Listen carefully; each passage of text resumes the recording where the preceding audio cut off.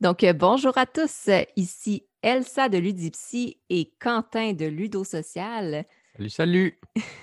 Et aujourd'hui, on vous présente cette deuxième épisode de Meta Players, donc des professionnels qui réfléchissent au jeu, au-delà du jeu.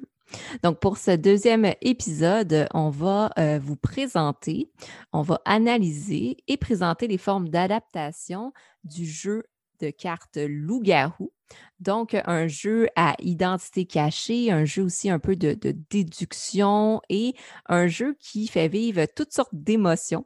Donc, un jeu party game, mais un peu plus, qui est vraiment intéressant. Donc, un jeu qui est sorti il y a de cela de nombreuses années mais qui est encore très d'actualité.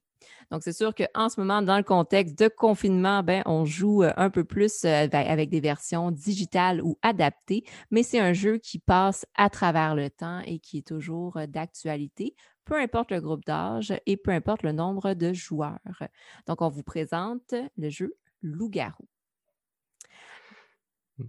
Oui, effectivement, Loup-garou de Terre-sur-Lieu qui est quand même un classique, on peut le dire, dans les collections de jeux, c'est voilà, jeu Mhm. qui mêle jeu de bluff et jeu avec des rôles cachés et donc ouais, c'est, je pense, un indispensable à avoir dans sa ludothèque, et c'est vrai Tout- qu'il a une vingtaine d'années environ. Je crois qu'il est courant 2000-2002, enfin C'est début des ça. années 2000. Exactement. Puis je dois dire, de mon côté, ce que c'est un bon, on enlève tous les classiques là, des Mmh, jeux comme Destin ou Monopoly ou mmh, Scrabble même, mais mmh, sinon, ça reste un des premiers jeux contemporains ou vraiment plus modernes auxquels j'ai joué. Puis, si je peux raconter une petite anecdote pour mmh, commencer, euh, c'est un jeu que j'ai joué quand j'étais en camping. On a rencontré, ma sœur puis moi, un groupe de personnes, là, de jeunes de notre âge, qui mmh. nous ont amenés dans leur, leur petit chalet. Là, il y a des petites cabanes. Là. Puis, on a fait une soirée loup-garou. C'est là que j'ai vraiment tombé dans l'univers des jeux. Par la suite, le loup-garou, je l'ai joué quand j'étais avec mes amis au secondaire. On se faisait, mon Dieu, peut-être une fois par semaine, des games où est-ce qu'on se rassemblait pour jouer. Puis ça a continué comme ça jusqu'à cégep, université. Bon, ben, à un moment donné, le réseau social se disperse, mais ça Mmh. reste un jeu, comme je nommais, qui est vraiment intemporel. Là. Ouais, exactement, ouais, ça a toujours autant de succès, d'ailleurs, ça me fait penser à une anecdote aussi, là, dernièrement, il y avait, la compagnie, voilà, le DC, donc DC Comics, qui voilà, avec tous les films et Ah, compagnie. ouais. Il y a je sais plus exactement quand, je crois que c'était fin août, ils ont fait, bah, un événement virtuel et dans cet événement virtuel, il y a tout le casting de Wonder Woman et Mmh. ils ont joué un loup-garou, un peu revisité. C'était pas le thème exact, mais comme quoi, voilà, c'est quand même effectivement très populaire, quoi, un peu partout dans le monde. Donc c'est très Quand même, hein, pour que ouais. DC Comics joue au jeu Mmh. ou l'adapte, parce que c'est un jeu que on va voir, tu vas nous expliquer, mais c'est un jeu qui s'adapte très, très bien. Donc, pour que DC Comics ait joué au jeu, ça veut dire qu'il y a quand même une bonne visibilité, là. Tu sais, Ouais, généralement, quand on dit loup-garou, les gens savent à peu près de quoi on parle. exactement. OK. Eh bien, je propose qu'on débute, Oui, l'analyse et effectivement. alors qu'est-ce qui t'a amené justement à vouloir, voilà, qu'est-ce qui t'intéresse avec Loup-garou qui serait intéressant du coup, à présenter en termes d'analyse? Oui. Ben, en fait, tu sais, quand on avait discuté un peu de trouver le prochain jeu à analyser, puis Mmh, on est ressorti avec Loup-garou. Je ouais, trouvais ça vraiment intéressant parce que c'est un jeu que, ben, déjà, vu que j'ai joué depuis longtemps, heu, au niveau de l'analyse, le changement aussi se fait à travers le temps. Les premières fois que je jouais à ce jeu-là, c'était vraiment purement pour l'aspect social. Donc, c'est un jeu qui se joue, en grand groupe. C'est en bas de 7 personnes, c'est un peu plus plate parce qu'il y a comme il manque de personnages, il mmh, manque un peu d'ambiance. Donc déjà, il y a l'aspect très social à travers le jeu. C'est un jeu social, sans être un party game parce qu'il y a un peu plus. C'est un jeu quand même de stratégie, de réflexion. mmh. Ben justement, là, tu l'as nommé, c'est un jeu de bluff. Donc, ça fait en sorte qu'il y a l'aspect social, déjà à la base, avec un gros plus. Donc, de mon côté, au début, c'est très social. Je me Mmh. répète. Donc, rencontrer des gens, tout ce qui est être dans un groupe. Il y a aussi l'aspect très immersif du jeu. Ça reste que c'est une histoire quand même très, très simple. On ne va pas interpréter nécessairement un loup-garou ou des personnages, mais il y a justement cet aspect-là très immersif parce qu'on le vit dans le moment présent. Quand le Mmh. maître du jeu nous dit on ferme le village s'endort et tout le monde ferme les yeux, ben, il faut le faire. Mmh. C'est pas juste un jeu où est-ce que notre personnage, tu sais, dort, ben, il faut réellement dormir. Mmh. Donc, on ferme les yeux, puis à travers ça, on vit aussi. C'est un jeu immersif dans lequel on incarne un personnage et qu'on le vit. Bon, l'aspect un peu plus jeu de rôle. Mmh. Il y a cette partie-là qui est très intéressante aussi à analyser, qui est ressortie de mon côté, hein, surtout en deuxième. C'est l'aspect social, après ça, l'aspect un peu plus jeu de rôle, interpréter des personnages. Puis là, j'avais toujours peur de piger la petite fille parce que dans l'édition de base, parce que tout le monde sait que c'est le personnage le plus difficile parce que soit que tu joues super bien ou soit que tu le joues pas. Parce que si tu le joues puis que tu le joues pas bien, c'est sûr que les loups-garous t'attrapent. Tu sais, c'est difficile d'être comme OK, je regarde pas de temps, puis genre, Ouais. ou comme OK. Donc, la majorité du temps, les gens ne jouent pas ce personnage Mmh. parce que c'est vraiment difficile. Donc, cet aspect-là aussi. Il y a l'aspect très comique aussi, parce que souvent, dépendamment du groupe avec qui tu joues, il peut y avoir aussi l'aspect très, très léger, très drôle, très inside aussi. Moi, quand je jouais avec mes amis, tu sais, on s'accusait entre nous sans aucune logique, là. Ah, c'est toi parce que tu es plus poilu, parce que la personne avait une barbe ou, tu sais. Donc, ou je sais pas, tu sais, t'as mangé beaucoup dernièrement, bon, des trucs comme ça, là. Mmh. Fait que, il y a cet aspect-là aussi, tu sais, très collaboratif ou très inside, l'aspect un peu plus ben, d'attachement intime là, dans les relations d'amitié, c'est très bon. Puis Mmh. quand on joue avec des nouvelles personnes, ben, il y a aussi tout ce qui est l'aspect un peu plus de jeu sérieux, là, tu sais, ce qu'on vient faire l'analyse, la déduction, on pratique son bluff un peu, on essaie vraiment tu sais, de trouver des arguments. Ah, j'ai senti qu'il y avait comme te bouger un peu à tel moment, puis bon. Donc, il y a vraiment ces aspects-là qui rendent le jeu tu sais, un peu plus sérieux, je le nommais comme ça. Mmh. Mais bon, comme je pourrais en parler longtemps, là, mais il y a vraiment plusieurs sphères et étapes d'analyse dans ce jeu-là. Puis dernièrement, avec les courants aussi de jeux à identité cachée, on se rend compte que c'est quand même euh, un jeu de base dans ce domaine-là. Puis que les jeux à identité cachée sont vraiment populaires parce que ça travaille plein d'habiletés aussi interpersonnelles. Est-ce que je dis la vérité? Est-ce que je mens? Comment est-ce que je mens? Etc. Ouais, ouais, comme tu dis, effectivement, il y a un aspect social très très fort parce que, Mm. tout est dans la dynamique de groupe. Donc, Ouais, c'est effectivement, il y a pas mal de comportements qui se révèlent, même si c'est avec des rôles cachés, mais effectivement, la manière dont les personnes jouent est très révélateur, et donc c'est vrai que c'est sur le plan social, il y a beaucoup, beaucoup de choses à dire. Ça, c'est clair que ça en fait un jeu, du coup, très exactement. intéressant à analyser, ouais. C'est ça, puis je me Mmh. dirais même que ce serait intéressant, ça c'est mon petit côté, genre, chercheuse, Mmh. mais je serais là avec mon pad à observer un groupe de joueurs puis à analyser. Mmh.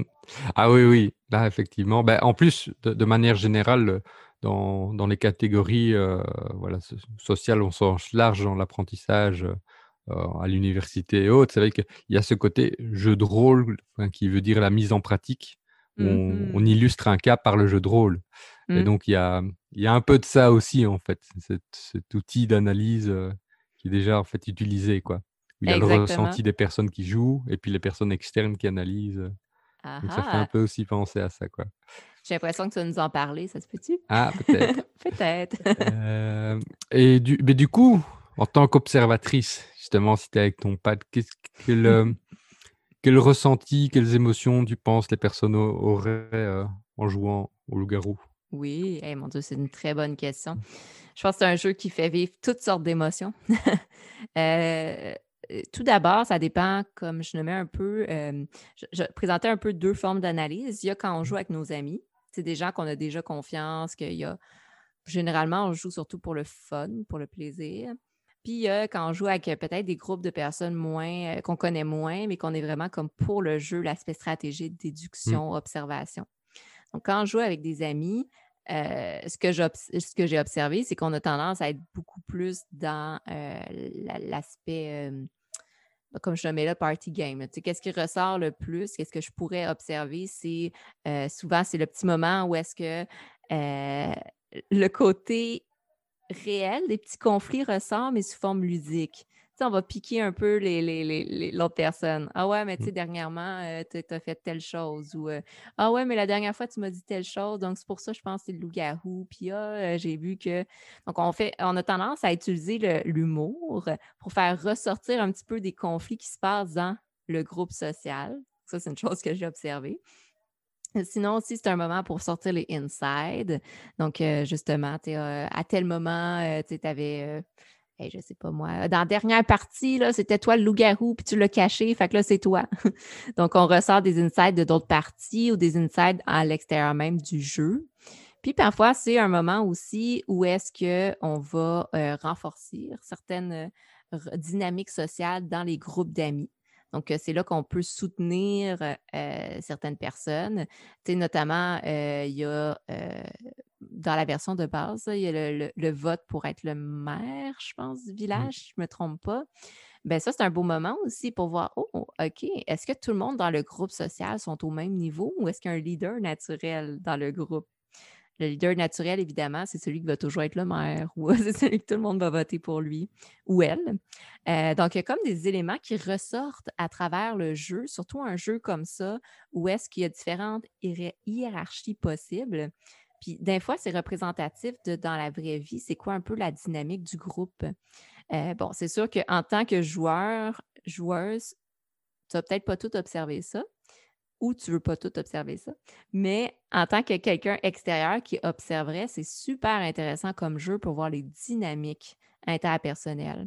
Fait que peut-être tu vas en parler, je ne vais pas briser de Mmh. punch ou rien, mais tu sais, dans ce contexte-là, c'est des jeux qui jouent très bien à l'école, dans des classes ou dans des groupes d'un camp de jour, parce que justement, tu veux voir de manière ludique c'est quoi les rôles sociaux et de groupe qui ressortent.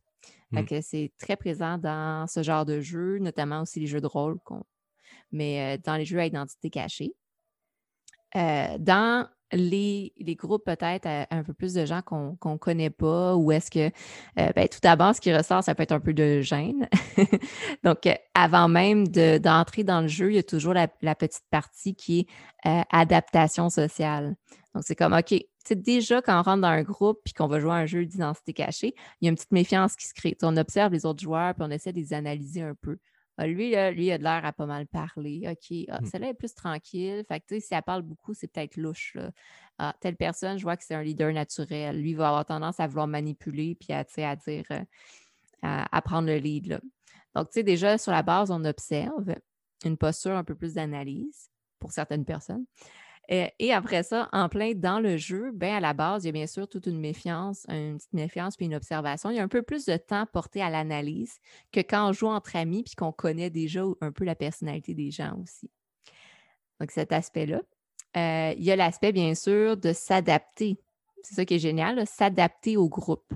Qu'on joue avec des nouvelles personnes ou qu'on joue avec un groupe de gens qui se connaissent déjà, il y a la partie d'adaptation. OK, comment est-ce que qu'est-ce que je dois adopter comme posture?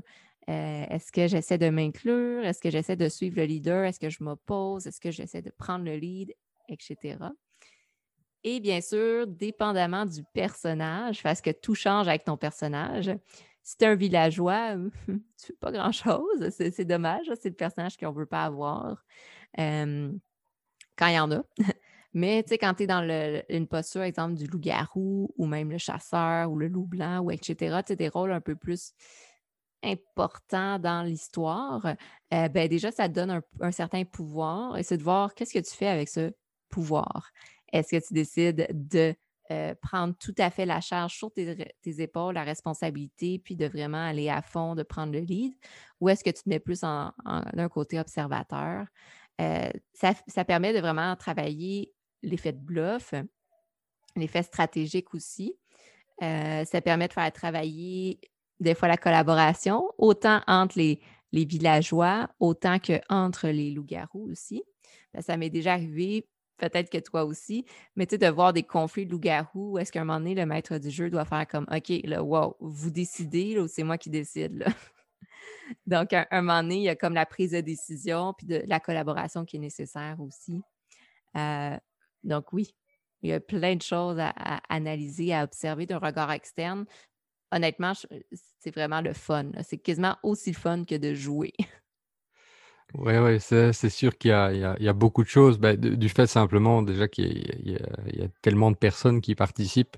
C'est pas comme un jeu plus, voilà, plus classique, où c'est 4 6 personnes. Ici, il y a effectivement Mhm. le nombre minimum de joueurs, il y a 8. Mhm. Effectivement, plus il y a de joueurs, plus c'est fun. Je veux dire, la version de base va jusqu'à 18 joueurs et ça peut aller, je pense, jusqu'à 30 avec les extensions. Donc Mhm. effectivement, il y a énormément du coup à analyser parce qu'il y a différents profils de personnalité qui va ressortir, ça Ouais. c'est sûr. Donc oui, c'est voir effectivement le degré d'engagement des joueurs et des joueuses par rapport à cette mécanique de bluff qui est quand même, voilà, il faut tout le monde n'a pas forcément à fond une compétence pour jouer là-dessus, et donc c'est vrai que Mm. ça permet effectivement de voir les réactions de chaque personne, et Mm. comme il y a ce côté, ben oui, on en revient à dynamique de groupe, voilà, c'est comment les gens interagissent au sein d'un groupe. C'est vraiment de la psychologie sociale, en fait, là, qu'on observe, Tout à fait, c'est ça qui est donc passionnant. mmh, En tout cas, moi, de mon côté, là, je trouve ça mmh, passionnant. Mais tu l'as bien nommé aussi, il y a les types de personnalités qui ressortent énormément, là. mmh, Personnalité anxieuse. Moi, je suis une personnalité anxieuse, donc je suis un peu dès qu'il y a du bluff, j'adore ça, j'adore les jeux mmh, loup-garou, mais dès qu'il y a du bluff, je suis comme: «OK, OK, qu'est-ce que je fais?» mmh, Puis tu as des gens qui vont être vraiment plus confiants, il y a des gens qui mentent super bien, là. Puis là, à un moment donné, tu es comme: c'est un peu louche, OK». Tu sais, mmh. il ment beaucoup trop bien, mais bon, il y a différents types de même. Mmh. Ouais, c'est vrai que moi, c'est vrai que il y a toujours aussi ce petit malaise effectivement à jouer un rôle parce que ça demande, oui, presque comme si tu es acteur ou actrice, et que voilà, il faut te mettre dans la position de ça demande presque un travail mental Mmh. important presque, et c'est vrai que moi je suis du genre aussi à du coup être, à démarrer en étant, voilà, je sens déjà presque un poids Oui, en démarrant, exactement. Ouais. et après par contre c'est, voilà, selon le type de personnage, c'est vrai que là pour bluffer il y a pas de souci quoi. En général, j'arrive à garder, la tête, on va dire le visage, l'expression du visage, à dissimuler ça, Mmh. pour éviter, voilà, par exemple, pour éviter de me faire repérer. J'ai un degré d'engagement modéré en fonction du personnage que je joue, en fait. Donc OK, voilà, j'essaye OK. soit de passer un peu inaperçu, soit effectivement, exagérer, certains traits pour, pour vraiment dire, je suis tel ou tel côté, presque faire comprendre, et voilà, et des fois aussi ma stratégie, c'est de volontairement accuser quelqu'un d'autre, ouais, et de le Oh, tu ce piquer. genre-là. Ouais, piquer tu vois, tous les défauts qu'il y a chez quelqu'un d'autre pour que l'attention se dirige sur la personne et pas sur moi. Ah! Ouais, Mmh. mais Mais donc oui. voilà, il y a beaucoup de choses qui sont possibles, quoi. Donc là, je donne des indices, pour les gens qui joueront avec moi, quoi. C'est Donc ça, tu viens de dévoiler ta stratégie, là. ouais, ouais, ouais, mais même les gens qui me connaissent bien, ils se font quand même toujours avoir à chaque fois. Donc Ah wow. Moi, je suis juste du genre à toujours agir de la même manière. mmh, C'est pas du tout une stratégie efficace, là, pour ceux qui nous écoutent, mmh, parce que, au final, ça fait juste en sorte que les gens me trouvent tout le temps louche, puis, je suis tout le temps accusée, fait que ça marche pas. C'est juste que je suis tellement mal à l'aise de mmh, bluffer que je fais juste, tout le temps avoir l'air louche.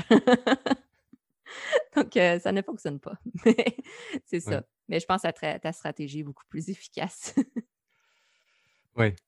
Sûrement. Effectivement, oui, ça c'est pour l'instant, oui. Sur le nombre de parties que j'ai fait, loup-garou, les loup-garou-like, on va dire, sur les Ouais, autres types de ouais. jeux, c'est vrai que ça plus stratégie plutôt gagnante. OK, je vais retenir ça. Je vais essayer, je vais essayer. Ouais. Du coup, comme on là, on parle effectivement de nos traits de personnalité, et voilà, finalement presque des traits, on peut dire, voilà, personnalité sur le plan psychologique. Et Mmh. quel développement tu vois, apparaître en fait via l'utilisation de loup-garou sur le plan psychologique? Oui. Ben, tu vois, je trouve ça intéressant parce que, comme j'ai mentionné tantôt, c'est un jeu Mmh. que j'ai commencé à jouer quand j'étais assez jeune, là. Je vais avoir, je me souviens plus, sixième année, secondaire, Mmh. non, disons peut-être secondaire un ou 2 là. Fait que 12 ans à peu près, là. Puis à travers le jeu, Loup-garou, bon, je nommais, là, il y a les habiletés sociales parce que c'est un jeu de groupe. Donc, il y a pas tout le monde, en fait, qui aime les jeux de groupe non plus, tu sais, de devoir gérer différents types de personnalités, de devoir gérer différents rôles. Il y a un petit aspect qui est jeu de rôle, fait qu'il faut quand même un peu interpréter son personnage. Tu sais, ça m'est arrivé de voir des gens qui tripaient vraiment pas Loup-garou, là, ils n'aiment pas Mmh. ça. Puis eux, tu sais, trop de gens, interpréter les expressions faciales, tu sais, c'est pas, ça ne plaît pas à tout le monde. Mais par contre, c'est super formateur à ce niveau-là. Tu sais, au niveau du développement, tu veux jouer à des jeux qui te permettent de d'analyser, de comprendre les expressions des gens. C'est souvent dans les stades du développement, puis là, je parle dans les très, très jeunes enfants, tu sais, le genre 2 3 ans, là. On les jeunes graduellement, ben, c'est plus vers 5 ans, là, mais les jeunes graduellement commencent à jouer à justement des jeux de rôle.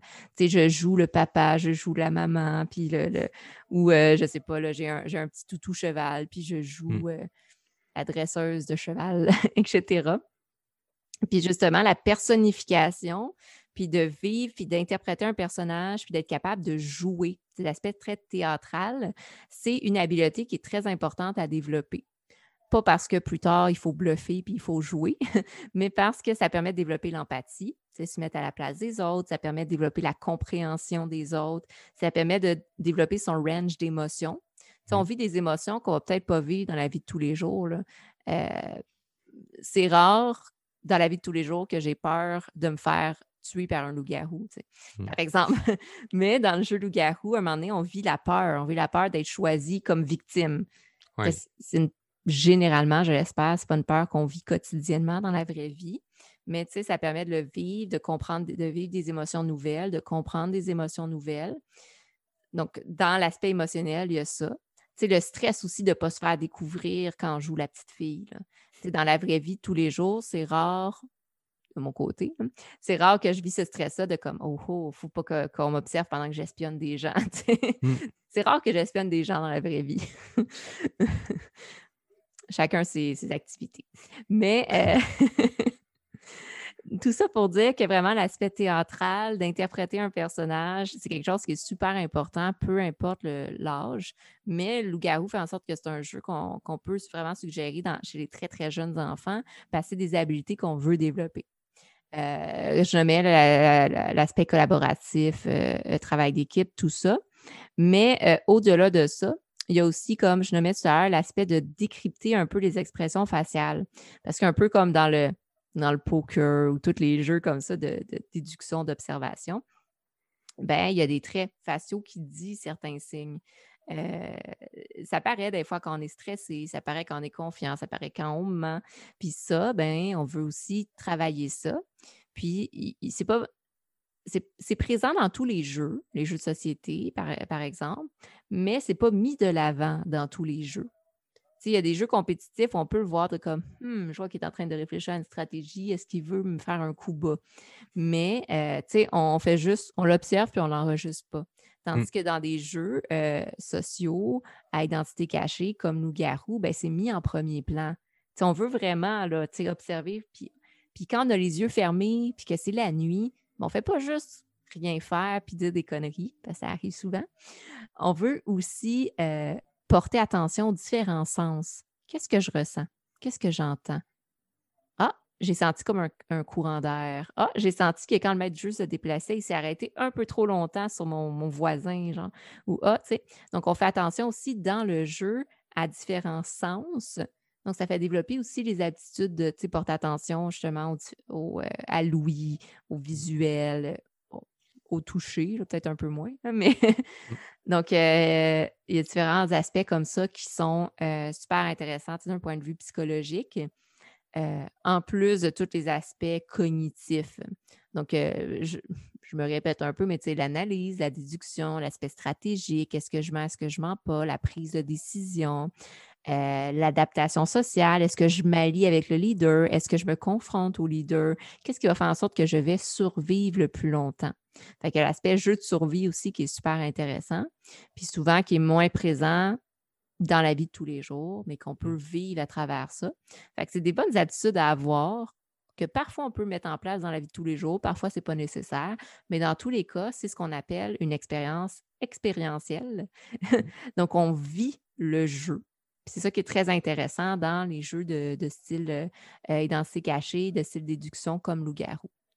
Mmh. Ben, oui, c'est vrai que par rapport à ce que tu disais, moi, ça me faisait penser à 3 choses. Alors la première, c'est que, comme tu disais, beh, ça fait expérimenter, la vie, en fait, le jeu, de Ouais. manière générale et là, c'est clair que ça permet de vivre des situations, qu'on ne vit pas forcément au quotidien ou, justement, ben, en fait, on se rend pas compte qu'on le vit au quotidien, en fait. Ouais. Et donc mais c'est juste que c'est transposé différemment et donc ça permet de mettre, certains éléments plus en avant, qu'on ne remarquerait pas dans la vie de tous les jours ou en tout cas on ne prend pas le temps de prêter attention à tout ça. Ensuite, beh, c'est vrai que tu disais que ça peut s'adapter à un très jeune âge. Donc Mm. le jeu de base, c'est 10 ans, mais c'est vrai que le côté jeu de rôle, ça peut vraiment être joué assez tôt. Si on reprend, bah, le classement ESAR, donc exercice symbolique, assemblage et règles, pour différencier les différents types de jeux, beh, comme c'est classé par un peu aussi, en d'une certaine manière, par âge, parce que plus tôt on peut jouer avec à faire des jeux d'exercice, puis on passe déjà aux jeux symboliques. Donc avant, par exemple, de savoir Ouais. maîtriser les Lego, qui est le jeu d'assemblage, on sait déjà jouer des rôles, en fait. Comme tu disais, voilà, jouer, voilà, un petit personnage quand on est enfant. C'est vrai que c'est déjà très accessible Ouais. et heu et la 3e chose, c'est en fait, avec je me rends compte avec Loup-garou, si on analyse sur le plan purement ludique, c'est, il y a en fait, à part les cartes, il y a pas de matériel. Les cartes, tu les as lues une fois et c'est fini. En fait, Mhm. tu es à la fois, joueur et jouet, j'ai envie de dire. C'est Ouais. toi le propre matériel du jeu et c'est ça qui, du coup, beh, effectivement, tout est repose sur l'humain, en fait. C'est ça par rapport à ce jeu-là et donc c'est pour ça qu'effectivement il y a pas mal de choses à analyser, mais à Mm. travailler, en fait, du coup. Hmm. Parce Ça, que c'est. voilà, ouais. Ouais, ouais. Ouais. Ben, tu vois, c'est super intéressant ce que tu Mmh. mentionnes parce que ça vient de me faire réfléchir au fait que j'adore ce genre de jeu. Mmh. Puis, je viens de réaliser, en fait, que j'adore ce genre de jeu justement à cause de ça. Qu'il n'y a pas tout le flafla, désolée de le nommer comme ça, mais tu sais, Mmh. il y a des jeux qui mettent vraiment l'accent sur le matériel. C'est comme tu Mmh. as 20 millions de figurines, de cartes, de dés, de jetons, etc. euh, qui sont très complexes, mais au final, des fois, un jeu, juste comme ça, un jeu où est-ce que tu as des cartes, mais que le joueur fait partie du jeu, puis qui est important au jeu, Mmh. euh, comme dans les jeux de rôle, justement, où tu sais, je joue à identité cachée, c'est quelque chose qui, moi, personnellement, vient me chercher parce qu'au niveau psychologique, c'est vraiment dans ça qu'il y a des grandes dynamiques sociales puis psychologiques qui ressortent. Comme tu mentionnes, puis au final, le jeu loup-garou reste très, très instinctif dans sa mécanique de jeu parce que, tu l'as nommé, un enfant très, très jeune, en bas âge, va naturellement adopter ce genre de jeu, va Mmh. naturellement par lui-même faire ça. Fait que c'est un peu comme retourner à quand on avait 2, 3, 5 ans, mais adapté dans un contexte d'adulte Mmh. avec un jeu plus adulte. Mais c'est très naturel, c'est très instinctif comme manière d'agir et de réagir. Fait que ça permet vraiment d'aller chercher des comportements puis des émotions d'enfants, mais dans un contexte adulte Mmh. d'un jeu de société. Ouais, Super donc intéressant. Mm. hem Et bah, du coup, comme c'est essentiellement, bah, l'humain, en fait, le matériel du jeu, si on Ouais. peut parler comme ça, est-ce je suppose qu'il y a forcément un peu des éléments, comme tu disais, bah, le rôle de leader ou les petits conflits qui apparaissent. Ce Mmh. sont des éléments sur lesquels il faudrait donc être attentif, en fait, durant la partie pour la comme tu disais, l'implication du maître du jeu, à un moment donné, tu savais pas s'il fallait, aller, enfin interagir du coup Ouais. en tant que maître du jeu. Mais du coup, Mmh. est-ce que tu penses qu'il y a quand même des situations sur lesquelles il faut quand même être un peu attentif pour que le jeu se déroule dans de bonnes conditions, en fait? Oui, tout à fait. Je pense que, c'est important pour le maître, du jeu, le maître de jeu, de de quand même recentrer sur l'élément du jeu. Tu sais, surtout, ben, il y a 2 éléments principaux que j'ai observés. Soit qu'il y a des conflits qui partent, Mmh, des conflits d'argumentation. Puis à un moment donné, les argumentations, là, ça peut facilement tourner en rond, puis ça peut comme continuer durant des heures et des heures. Puis à un moment donné, ben, c'est un peu le rôle du maître du jeu de faire comme OK, on se recentre, là, il y a une décision qui doit être prise. C'est un peu pour ça, je pense qu'ils ont ajouté le pion du maire. C'est pour comme trancher les mmh, décisions parce qu'à un moment donné, ça peut tourner en rond. Mais autant chez les villageois que chez les loups-garous, à un moment donné, il faut trancher puis décider. Donc, ouais, je pense que c'est important que le maître du jeu ressente, qu'il prenne ce lead-là. Au final, c'est lui le fil conducteur de l'histoire. Sinon, autre chose qu'il a observé, ben, c'est un peu le niaisage. Quand on mmh. joue entre amis, tu sais, souvent, ça devient, comme je le mets, une partie plus de party game. Sauf que là, ça peut vraiment partir loin dans des inside ou des comme ah, c'est toi parce que c'est ça, parce que t'es poilu. Ah ouais, mais c'est toi parce que regarde, t'as plein de cheveux. Puis, tu sais, Mmh. en tout cas, ça c'est déjà arrivé.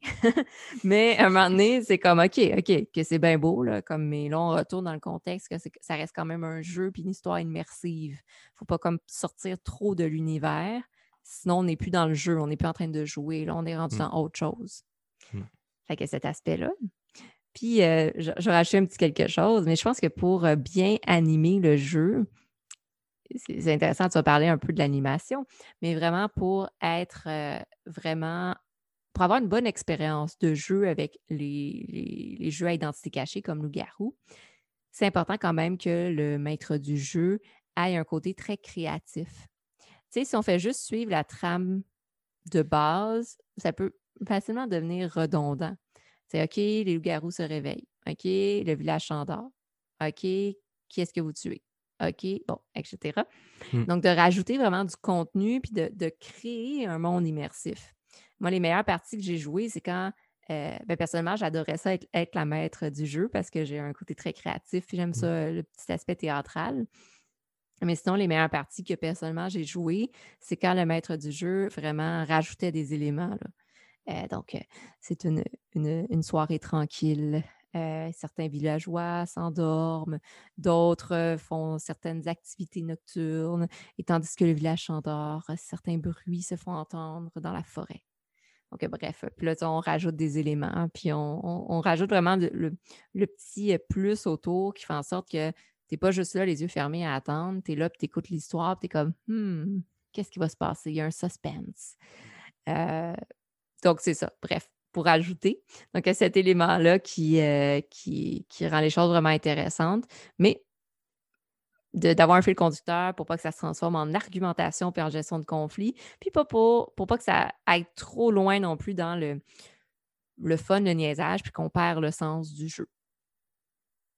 Ouais, ouais, beh, c'est vrai comme tu dis là, c'est vrai que ce jeu, c'est un jeu où il faut favoriser l'immersion. Parce qu'évidemment, Mmh. plus c'est immersif ou plus les personnes seront engagées et c'est vrai que ça peut en fait, c'est nickel parce que là, c'est la période d'Halloween et Oui, donc c'est un jeu qui serait parfait pour ça, où ouais. vraiment, voilà, il faut genre un peu éteindre la lumière quand c'est la nuit et après, voilà, Mmh. rallumer, genre, un petit peu, quand c'est le jour, voilà, le fond de musique sonore, par exemple, des choses comme ça, il y a le maître du jeu qui est un peu, déguisé comme s'il était, attaqué par un loup-garou. Enfin, il y a pas Ouais, mal de ouais. choses qui sont possibles de faire effectivement pour rendre davantage ce côté immersif, quoi et Mmh. donc c'est vrai qu'on est limite à la frontière avec le jeu de rôle grandeur nature Ouais. où on pourrait presque, voilà, voilà, où les personnes, en fait, doivent, être effectivement cachées. Elles pourraient mettre des déguisements aussi, par exemple. Ouais, Et exactement. là, ça rendrait encore vraiment le truc très, très, très immersif du coup. Mais C'est ça, ça, peut-être qu'il y a d'autres qui exactement. doivent le faire. Mais voilà, oui, c'est ça, être habillé Sans sans dévoiler être, son identité, mais c'est tu tout ça. le monde est déguisé en villageois. Ouais. Mais c'est ça en fait, imagine que même dans le choix du vêtement, du coup, il pourrait avoir quelque chose. Ce serait très comique de pousser le jeu Hein, jusqu'à hein. à ce point-là, quoi. C'est Mais, vrai, ouais, ça serait intéressant. mais effectivement, du coup, oui, c'est les éléments qu'il faut être attentif, c'est voilà, ça reste un jeu et partir en conflit, voilà, Mmh. comme je disais, bah, oui, le matériel est humain et donc du coup, voilà, il y a des failles humaines, en fait, qui peuvent apparaître. Exactement, Il ouais, faut être attentif à ça, quoi. Et c'est ça. du coup, par rapport à tout ce que tu nous as, cité, sur l'analyse des loups-garous, est-ce que tu donnerais certains conseils en tant que, bah, oui, psychologue, mais aussi un petit peu, du coup, maîtresse du jeu et joueuse? Oui, bah, oui, non, c'est une bonne idée. Mmh, Je vais commencer avec maître du jeu parce que mmh, c'est plus le fun, ça m'inspire. mmh, Oui, ben, comme je le mets pour être un ou une bonne maître du jeu, mmh, mmh. de vraiment pas avoir peur de rajouter un aspect théâtral. Tu sais, c'est un peu, comme être animateur d'un groupe, en fait. Donc, tu sais, on raconte, on utilise des expressions faciales, théâtrales, Mmh, costumes, c'est une super bonne idée. Trame sonore, ouais, ouais, pourquoi mmh, pas? Genre, on met de la musique, en fond mmh. de jeu. Fait que c'est super intéressant. Tu sais, en ce moment, peut-être que pour l'Halloween, peut-être qu'on va être encore en confinement, là, je sais pas, là, mais tu nommé, c'est une super bonne idée, là, comme jeu Mmh. d'Halloween. Bon, si jamais ça joue en digital, en ligne, parce qu'il y a différentes plateformes, ben, tu sais, tu peux quand même mettre de la musique, puis tu peux quand même, créer une C'est pas impossible que ambiance. j'en parle un peu plus tard. Ah, c'est bon, j'en dis pas trop, Mmh, heu, mais il y a des possibilités d'adaptation. Mais, justement, tu sais, il y a moyen de rendre ça vraiment pas comme un meurtre et mystère, là, mais tu sais, de vraiment comme rajouter une ambiance, là, mmh, vraiment, immersive. De garder en tête que comme maître du jeu, ben, c'est ça, tu sais, vraiment. Pas c'est pas 50-50, mais il y a quand même une grande partie qui mmh. repose sur le maître du jeu, comment il anime, puis le reste repose sur les joueurs aussi, mais tu sais, faut les driver là, ces joueurs-là, il faut leur donner un boost. Heu, Par la suite, en tant que joueur, ben, tu sais, c'est un jeu qui reste très fluide dans ce sens que, tu sais, si tu as un personnage que tu aimes pas, c'est correct, là, genre la partie, elle va des fois, ça dure 15 minutes, des fois, ça dure peut-être plus longtemps, là, mais tu sais, après ça, tu fais juste changer de personnage, puis tu piges un autre personnage. J'ai souvent vu des joueurs faire la baboune ou être Mmh. frustrés d'être un villageois ou autre. Tu sais, c'est passager, là. Fais juste profiter de l'expérience. Au pire, prends ce temps-là pour observer les autres joueurs puis voir c'est quoi un peu les dynamiques qui ressortent. Puis ça va te servir pour après si tu as un autre personnage ou tu es un loup-garou. Donc, tu sais, dans le pire des cas, tu es observateur, puis c'est super intéressant, comme on nommait tout à l'heure, à observer. Hem, Puis d'un point de vue, psychologique, heu, j'encourage vraiment les gens à jouer à ce jeu-là en famille, entre amis, avec des enfants.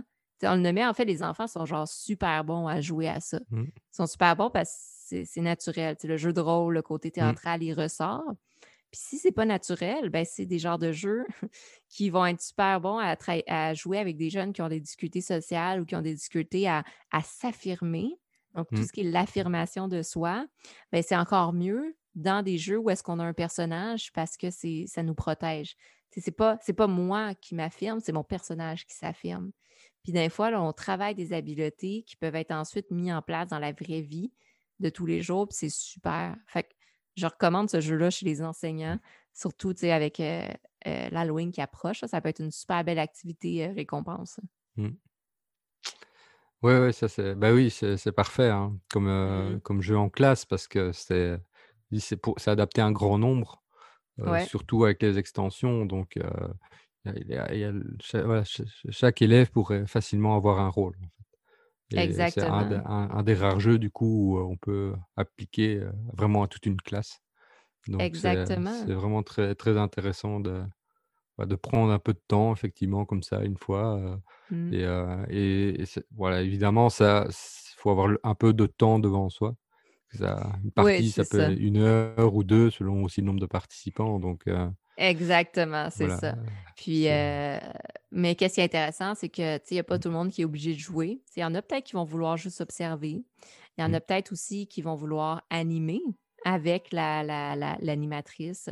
Ce que j'ai vu, je pense que j'en mmh, avais un peu parlé, là, mais la plus grosse partie que j'ai vue, c'était au Randolph, au pub, ludique Randolph à Montréal.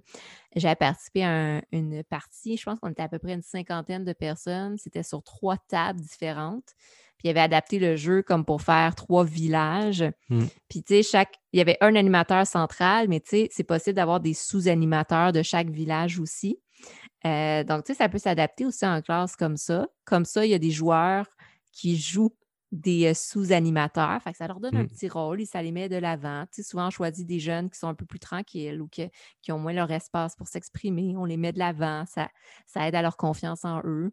Puis, ben, ça reste que le prof ou la prof, ben, c'est la personne qui va guider un peu toute l'histoire au complet. Puis comme ça, tout le monde participe un peu à sa manière. Puis tu sais, au niveau des rôles sociaux, c'est super. Mmh. Ouais, c'est une très bonne idée effectivement de plutôt qu'avoir un grand groupe, avoir plusieurs petits groupes, Exactement. qui peuvent voilà, qui en fait peuvent il y a une cohérence qui peut quand même se créer du fait qu'il y ait effectivement plusieurs villages Mmh. et que certains personnages puissent interagir entre les villages. Ça crée du coup aussi, une autre dynamique qui serait intéressante à analyser. C'est vrai que moi je ne l'ai pas encore, expérimenté, mais quand tu en parles, ça donne envie. Oui, oui, non, c'est quelque chose à Mmh. expérimenter au moins une fois dans sa vie. Mmh. Ben, tout grand merci pour ton analyse. Ben super, c'est super plaisant, comme je ça vient naturellement, là. C'est un jeu qui me passionne puis que Mmh, j'adore, peu importe l'âge. J'ai hâte d'y mmh, rejouer. Donc, on peut passer maintenant, je vais te donner la parole, mmh. en fait, Mmh parce mh. que j'évitais de faire des spoilers au fur et à mesure, mais tu vas nous parler d'un autre sujet super intéressant qui est justement Mmh, l'adaptation du jeu Loup-garou et des mmh, jeux à identité cachée, parce que on l'a nommé, c'est un jeu qui s'adapte très, très bien dans plein de contextes. Donc, je vais ressortir ma liste de questions. mmh, Alors, première question que j'aimerais te poser, c'est quels éléments, dans le fond, du jeu Loup-garou qui peuvent justement s'adapter pour tout ce qui est l'intervention de groupe? mmh. Beh, voilà, je risque un peu de répéter ce que tu as dit, mais c'est vrai que, c'est génial en tant que, dynamique de groupe à utiliser ce jeu parce qu'on peut difficilement faire mieux, en fait. Parce que Mhm. déjà, bah, le fait que c'est adaptable à un grand groupe et là, tu le suggérais aussi de plusieurs petits groupes de villages et donc il y a de gros potentiel, en fait. On ne doit pas diviser les gens. C'est ça qui est quand même très intéressant. Le fait que, voilà, on part tous sur un pied d'égalité, j'ai un peu l'impression avec ce jeu, parce que le fait de devoir jouer un rôle, du coup, c'est comme un voilà, on part tous avec quelque chose de nouveau, en tout cas. Donc, Ouais. peu importe même l'expérience qu'on a du jeu, quelqu'un de nouveau comme quelqu'un de très expérimenté du jeu a presque un peu les mêmes chances, j'ai envie de dire, parce que voilà, si c'est pas un jeu de société, par exemple, si je joue un expert, Seven Wonders contre quelqu'un qui joue pour la première fois, là, il y a une grande Hmm. asymétrie. Tandis que là, il y a, l'asymétrie est moins grande, en fait, parce que déjà le jeu est facilement compréhensible. Il y a il y a pas une stratégie hyper complexe, en fait, donc c'est ça qui est très bien, en fait. On peut rapidement jouer. Le fait, aussi que voilà, en fait, il y a pas mal de choses qui se passent sur le plan humain et Mm. donc ça permet, comme tu dis, de travailler certaines compétences de la vie professionnelle ou même la vie personnelle. Parce que voilà, ça fait expérimenter beaucoup d'émotions, donc comment on gère les émotions justement pour ça évite ça passe en conflit, savoir écouter l'autre, savoir effectivement avoir une attitude empathique parce qu'il y a Mm. à la fois le fait qu'on joue un rôle, donc se mettre dans la peau de quelqu'un, mais le côté aussi qu'est-ce que disent les autres, qu'est-ce que doivent ressentir les autres. voilà, ça oblige à parler, en fait. Il y a une socialisation qui se crée entre les personnes. Ouais. Voilà, il faut aussi un peu apprendre à parler en public parce qu'effectivement, si le nombre, parler devant 20 personnes, c'est un peu comme, justement, quand on fait une petite présentation en classe, on parle devant autant de personnes donc et c'est pas quelque chose de forcément de facile avec tout le monde, mais là, voilà, le fait, d'être un peu dans un rôle, des fois, ça permet un peu de travailler aussi cette compétence-là de manière un peu plus, moins stressante, je vais dire. Parce que les gens sont engagés, en fait, dans la relation. Voilà, la recherche de compromis, par exemple, Mmh. c'est énormément ça travaille beaucoup cette compétence-là, voilà. Comment avec des gens avec justement des profils variés, Mmh. comment on arrive à se mettre, voilà, prendre une décision en commune, quoi. Donc c'est ça qui est très intéressant parce que c'est aussi quelque chose qui travaille très régulièrement en fait dans le quotidien, surtout lors de mon travail. Dès qu'il y a une réunion de travail, il faut prendre des décisions. Voilà, on peut, voilà, transposer cette situation en fait, dans Loup-garou où il y a voilà, il y a un événement problématique. Comment on résout voilà, l'événement problématique? Sur base de quels éléments on se base pour résoudre cette problématique? Est-ce Mmh. qu'on a l'avis de tout le monde sur, cette problématique? Enfin voilà, il y a ça demande vraiment une gestion du dynamique de groupe, d'avoir aussi parfois ce rôle de médiateur, ce rôle de leader, enfin tous les rôles sont possibles en fait, voilà, sur le plan social et c'est ça qui est vraiment, voilà, ça demande pas beaucoup d'efforts en fait presque pour l'adapter parce Ouais. qu'il offre tellement de potentialités que que c'est voilà très intéressant de l'utiliser du coup, en intervention sociale. Je pense que ouais, c'est ça. Donc Wow! Mmh. en plus que ça n'existe voilà, le matériel, c'est juste les cartes. Donc ça demande pas voilà, beaucoup d'investissement sur ce plan-là aussi. Il faut juste des Mmh. chaises, même pas des tables. Enfin voilà, c'est voilà, c'est du coup, oui, ça vraiment je le recommande plus, Mmh. pour l'intervention de groupe, ouais. Effectivement. En fait, on dirait qu'il a été conçu pour ça. Oui. Ça demande pas beaucoup de matériel, ça demande Mmh, un animateur, 2 mmh, peut-être, dans les très, très grands groupes. C'est adapté pour les grands groupes. mmh, Fait que, tu sais, on voit ça adapté à l'école, dans les groupes communautaires, dans les mmh, dans les camps de jour, le nombre de fois que j'ai joué quand j'étais mmh, animatrice. Fait que c'est tout mmh, à fait, adapté. Puis chose intéressante, tu nommais les compromis. Bien effectivement, mmh, compromis, des fois, c'est nécessaire. C'est que mmh, apprendre à gérer les compromis, heu, puis après ça, tu mets ça en place aussi dans la mmh. vie de tous les jours, la gestion de conflits. Mmh, très intéressant.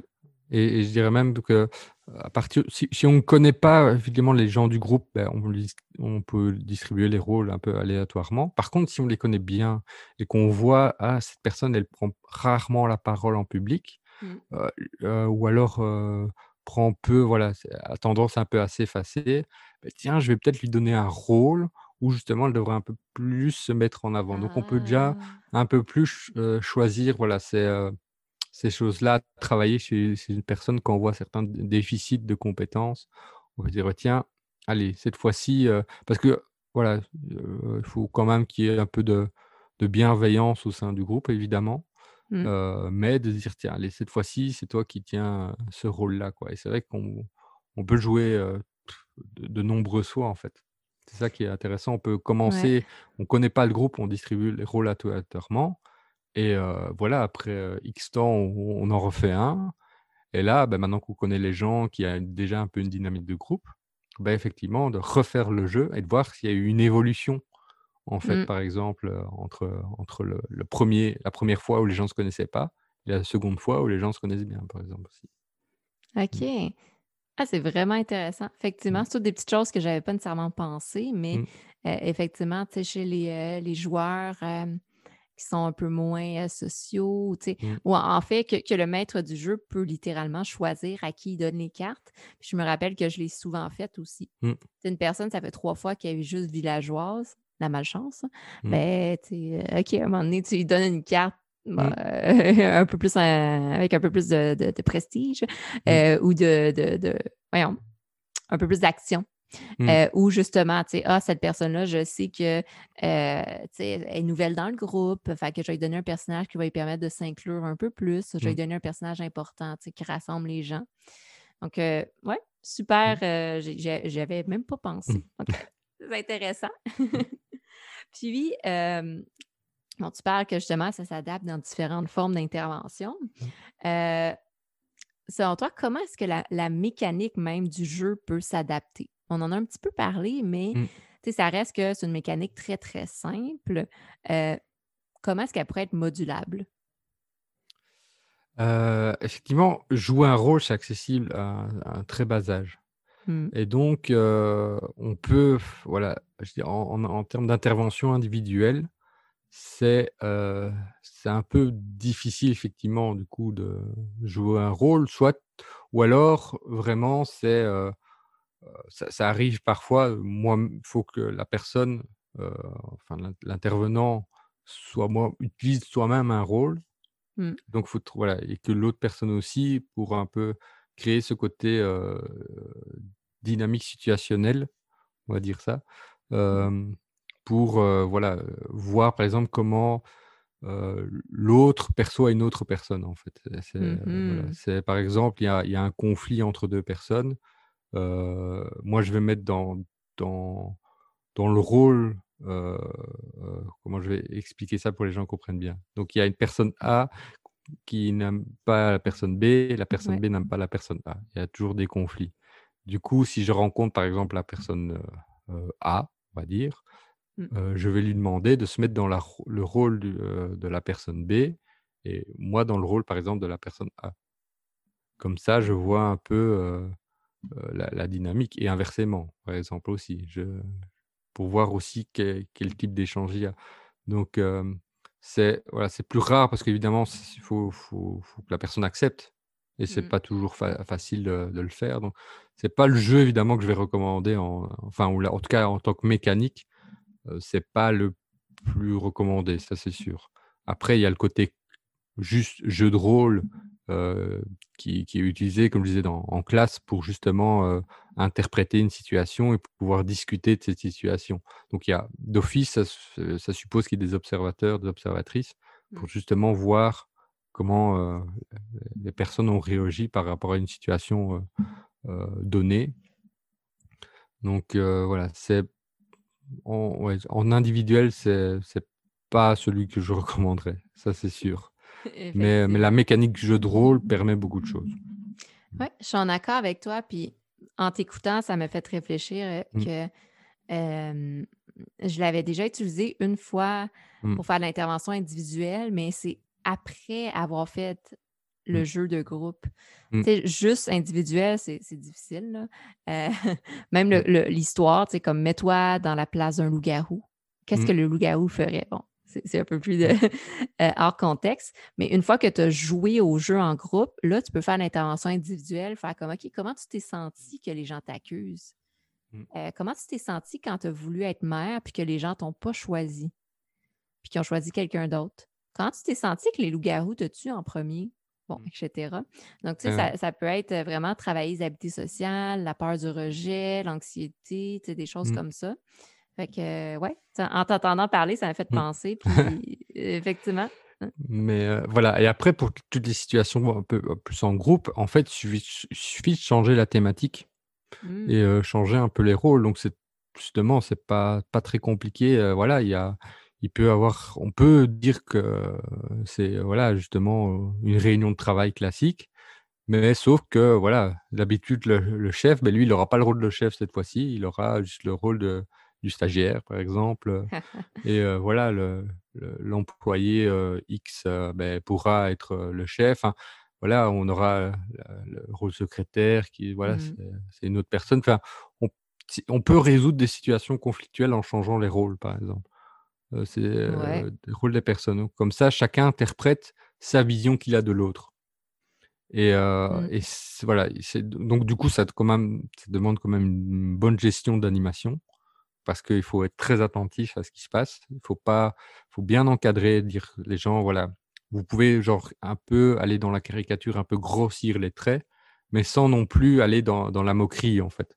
Parce Mhm. que grossir les traits, ça permet de les mettre en avant, mais si ça dérive à la moquerie, ça peut être mal perçu par la personne qui est imitée, en fait. Ouais, Donc il effectivement. faut, bien gérer ça. Donc moi, c'est vrai que je pourrais vraiment utiliser ce contexte-là pour résoudre des situations un peu problématiques de conflits, dans un groupe, ça clairement ou voilà, ou si justement au contraire je veux créer une dynamique de groupe, bah, je vais peut-être aussi utiliser ce jeu-là en fait et peut-être un peu modifier la thématique Mm. pour voir, voilà, comment les gens interagissent de manière générale et en fait à un moment donné il y a d'office un peu des coalitions qui se créent et donc essayer de forcer ça pour l'ensemble du groupe, donc peut-être pas en ayant des rôles justement de méchants, on va dire, mais voilà, en donnant un peu des pouvoirs à différentes personnes, des choses comme ça, où il doit Ouais. finalement, peut-être, voilà, si je veux rester dans le fictif, donc chacun aura un rôle, voilà, où je serai du coup, ce serait entièrement un jeu coopératif qui devrait aboutir à un objectif commun, en fait. Mm. Donc et qu'effectivement, il y a des actions. Par exemple, moi, je pourrais être, en fait, l'espèce de loup-garou, en tout cas l'élément externe qui vient, en fait, embêter à chaque fois. Donc je pourrais partir d'une situation que, voilà, les gens, je sais pas, doivent construire. Là, je pars, vraiment large, mais c'est pour montrer un exemple. C'est par exemple, voilà, l'objectif est de construire un building, les gens, voilà, jouent différents rôles, l'ouvrier, l'architecte, machin et tout Mm. et moi, par exemple, voilà, je dis, la nuit, ben, il y a eu un acte de vandalisme ou des choses comme ça ou tiens, là, pendant la nuit, ben ça n'a pas tenu et donc c'est pour montrer que, voilà, il peut y avoir des situations problématiques qui arrivent comme ça et que, beh, du coup, comment vous gérez ça, quoi? Et donc Mhm. on peut très bien, voilà, ici, bon, je l'ai mis pour la construction parce que c'est le premier exemple qui me venait en tête, mais je veux dire, aller pousser un peu comme ça ou dire, «OK, voilà, il y a vous avez tel objectif et voilà, au fur et à mesure, bah, de la journée, il y a des événements qui viennent perturber, l'accomplissement de l'objectif et du coup, comment avec vos différents rôles, vous gérez cette situation-là, quoi Tout et à fait. Mm. c'est ça qui est, voilà, en tout cas, comme la mécanique est relativement, en fait, j'ai presque envie de dire simple, en tout cas le Mm. jeu de rôle, parce qu'une fois qu'on élimine, en fait, le côté compétitif, on élimine un peu le bluff aussi. Donc on peut utiliser ces mécaniques-là parce que le côté bluff en intervention de groupe, hem, là, on est un peu dans toujours à la limite du mensonge aussi, donc c'est pas Mhm. forcément quelque chose qu'on a envie de mettre en avant. Non, c'est ça. Donc voilà, c'est quelque chose que j'aurais tendance à mettre de côté du coup, heu, pour l'intervention de groupe en tout cas, pour l'adapter.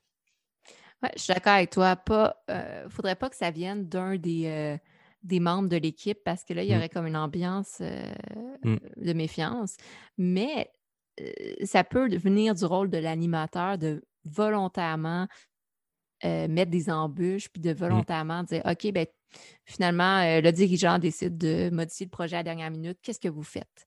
mmh, Puis là, OK, là, les gens vont, les membres de l'équipe doivent s'assembler, collaborer ensemble pour résoudre un problème.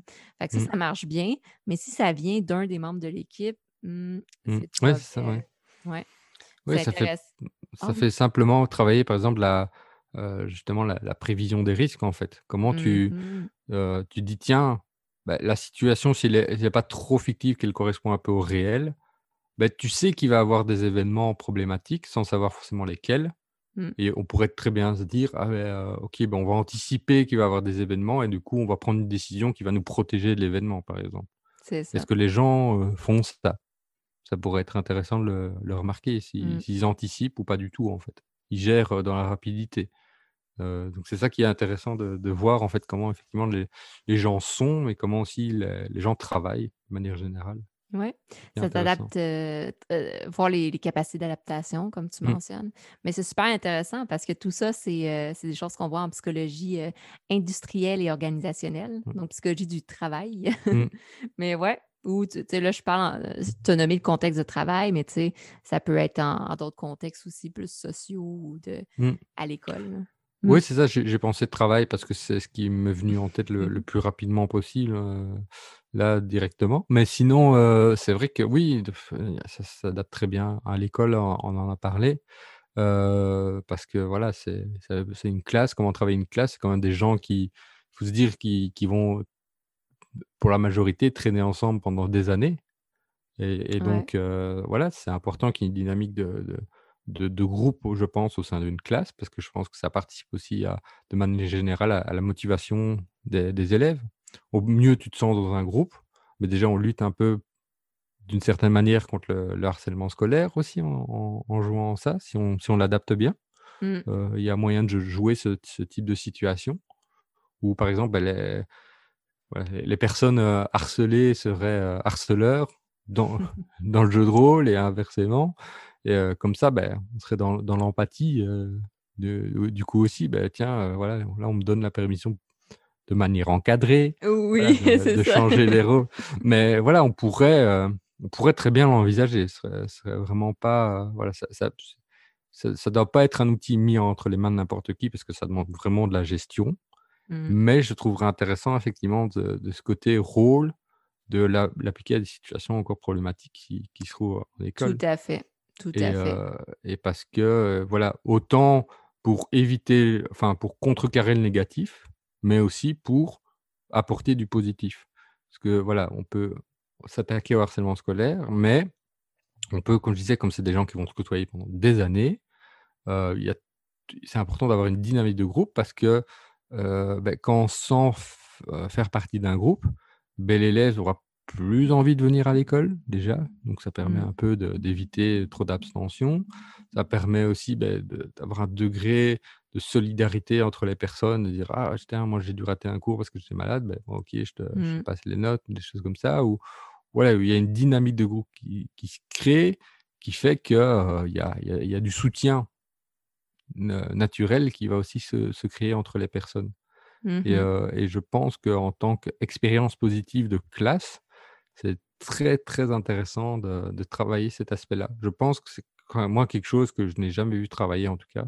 Une classe, on va plus Mmh. travailler sur les aptitudes des Mmh. des élèves à la limite, leurs compétences, mais voilà, on va jamais finalement travailler une dynamique de groupe, une classe. On n'a pas encore, je pense, vu ce potentiel-là.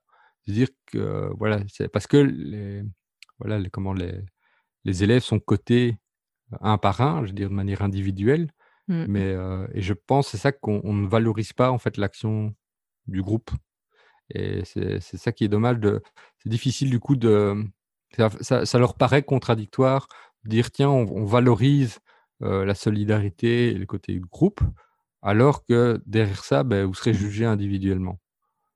Ouais. Heu, comment en fait, c'est ça, gérer ces notions de groupe alors que les conséquences sont individuelles? C'est voilà, c'est quand même C'est un beau difficile, quoi. défi. Voilà et donc je pense que c'est vraiment du coup en établissement scolaire quelque chose qui devrait être travaillé sur le plan simplement purement déjà humain et social, mais que c'est bénéfique simplement pour la vie scolaire de manière générale. Comme je disais, ça peut, voilà, lutter un peu contre l'abstention, renforcer l'engagement, de l'élève parce que du coup ça joue son esprit, sa motivation naturelle, il est plus engagé, peut-être simplement un peu étudier, parce que voilà, il se sent bien en fait, quand on se sent bien dans une classe, quand on se sent bien dans un cours, franchement, il y a moins de barrières à étudier. Je veux dire, moi, je me souviens, j'étais très sensible à tout ça. Je veux dire, un professeur qui se comporte, voilà, qui est souvent dans la moquerie, contre moi ou un autre qui est plutôt marrant et qui soutient rien, mes notes étaient très différentes. Mmh Rien qu'en mh. en jouant, là-dessus donc voilà, je pense que ça peut vraiment, être très, très, très intéressant aussi, en école et sur le plan, voilà, social en général, ça reprend un peu les mêmes principes donc ça suppose déjà qu'il y ait quand même un groupe qui soit constitué et de Mmh. voir comment le groupe interagit pour effectivement, voilà, en fait, créer par exemple un projet de groupe, simplement, de voir comment les gens interagissent pour, voilà, mener à bien le projet qu'ils ont envie de mener finalement. Dire: «Voilà, tiens, nous on est 10 et on a tel projet, mais voilà, pour éviter qu'il y ait du coup des conflits, on leur fait jouer à ce type de jeu-là» et comme ça on voit qu'est-ce qui pourrait bloquer dans leurs interactions, qu'est-ce qui pourrait favoriser une meilleure coordination pour réaliser l'objectif commun. Tout à fait, Mmh, totalement d'accord avec toi. Puis, tu sais, tu nommais que ça se voit peu. Je mmh, suis en accord avec ça. J'ai l'impression que directement du milieu professionnel ou du milieu scolaire, mmh, c'est pas quelque chose qui est mis en place. Mais, une petite touche mmh, positive, ce que j'observe de plus en plus, c'est qu'il y a des groupes de joueurs ou des communautés ou des mmh, organismes joueurs qui vont créer des animations dans des écoles ou dans des événements communautaires et mmh, eux apportent cet élément-là un peu psychoéducatif à mmh, travers le jeu. Ça demande des animateurs qui sont bien sensibles aussi à tout mmh, l'aspect, peut-être plus, psychoéducationnel, mmh, mais j'ai vu qu'il y en avait qui faisaient ça de l'intervention en même temps. Ben, mmh. je nomme ça, mais je pense aussi de ton côté, tu Oui, c'est ça, je le propose aussi, même si voilà, les conditions actuelles fait que c'est pas c'est possible. ça, Mais, mais ouais. mais voilà, en fait, l'idée, c'est pas seulement, venir et faire du one shot, c'est Mmh. vraiment dire que enfin, le corps, enseignant doit être aussi engagé dans cette dynamique-là Exactement. et c'est vrai que ça me fait penser à certaines expériences aussi ludiques qui ont été menées, genre une école qui adopte pour une année le thème Harry Potter, par exemple, il va créer des classes. Ah ben, on voit des modifications dans les comportements. Il y a moins de comportements agressifs, par exemple, au sein de Mmh. l'école ou des choses comme ça. Donc pour avoir créé un environnement ludique qui, voilà, favorise en fait ce truc de groupe parce que, voilà, il y a comme dans Harry Potter, il y a différentes, maisons Ouais, ouais. voilà et donc là, on valorise le côté groupe, quoi Mmh. et c'est ça qui est bah, du coup, ouais, c'est des expériences très intéressantes qui montrent que, voilà, si tout le monde est engagé, bah, ça crée vraiment quelque chose de très positif, quoi. Exactement. Puis Mmh. ça vient chercher les gens qui justement, à travers l'imaginaire, mettent Mmh. leur force personnelle de l'avant. Mmh. Puis c'est génial. C'est des projets super intéressants, mon Dieu. Mmh. Mmh. Mais bon, considérant qu'on est dans le confinement en ce moment et que ça, c'est pas tout à fait réaliste en ce moment, Mmh. de ton côté, est-ce que tu penses que les jeux à identité cachée comme Loup-garou peuvent être adaptés en format, justement digital ou, en ligne? Ah bah, justement, c'est parfait pour les jeux en ligne. Oui. C'est vraiment ça parce que, comme je disais, il y a le matériel, c'est juste les cartes, donc là, il suffit c'est un peu et encore, il suffit d'écrire un petit texte et de l'envoyer en message privé à une personne Mmh. et c'est en tout cas, voilà, ça ne doit pas demander plus d'engagement que ça sur le plan matériel. Après évidemment donc ce qui est intéressant, c'est, pour jouer le côté caché et tout, c'est que pendant la nuit, beh, il y en a qui peuvent simplement éteindre leur webcam, éteindre leur micro et casque pour éviter d'entendre les gens qui parlent, des choses comme ça. Il y a ce côté très finalement, ouais, adaptable en version en ligne. Le fait, oui, c'est ça, il suffit de se connecter et on vous envoie le rôle par message privé et en fait, c'est voilà, c'est déjà fini. Il y a même pas besoin de projeter quoi que ce soit. On pourrait effectivement pour l'immersion, voilà, avoir toujours cette petite musique qui est possible, alors une petite image par exemple voilà, qui est projetée genre, la nuit tombe ou des choses comme ça. Enfin, voilà, Mmh. il y a pas mal de choses qui peuvent se faire. Les gens peuvent effectivement dans les groupes, par exemple les loups-garous peuvent discuter sur un chat privé si on l'utilise via Discord. Ouais. Donc c'est vrai que les gens utilisent un peu Zoom, aussi, mais voilà, le problème de Zoom, c'est au niveau comment des salons privés où Mmh. il faut l'animateur gérer ça, mais sur Discord, on peut attribuer des rôles à chacun et chaque rôle a accès à une salle particulière, donc ça pourrait être géré, en fait. Ou, sur le plan, voilà, où évidemment les gens comme on peut gérer les salons vocaux et les salons textuels sur Discord, ben voilà, donner un accès privé à un salon textuel, par exemple, permet voilà, de communiquer entre loups-garous, sans problème, en fait, sans que les autres heu, le voient. Ou effectivement, ben, je dis couper les webcams, couper les micros et les casques de ceux, des villageois. Ça, le problème sur Discord, ça peut se voir parce Mmh. que C'est parce qu'il y vrai. a il y a il y a la petite icône, qui apparaît et ça apparaît aussi, en fait, sur Zoom. Donc Donc il faut, voilà, éteindre, en fait, genre débrancher ou quelque chose comme ça, mais on n'est pas sûr.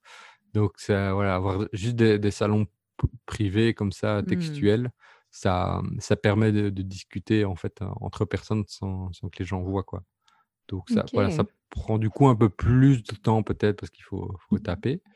Mais, mais voilà, simplement, en tout cas, éteindre la webcam, voilà, c'est pour avoir ce côté noir, vous voyez pas ce qui se passe. Mmh. Voilà, ça va être intéressant.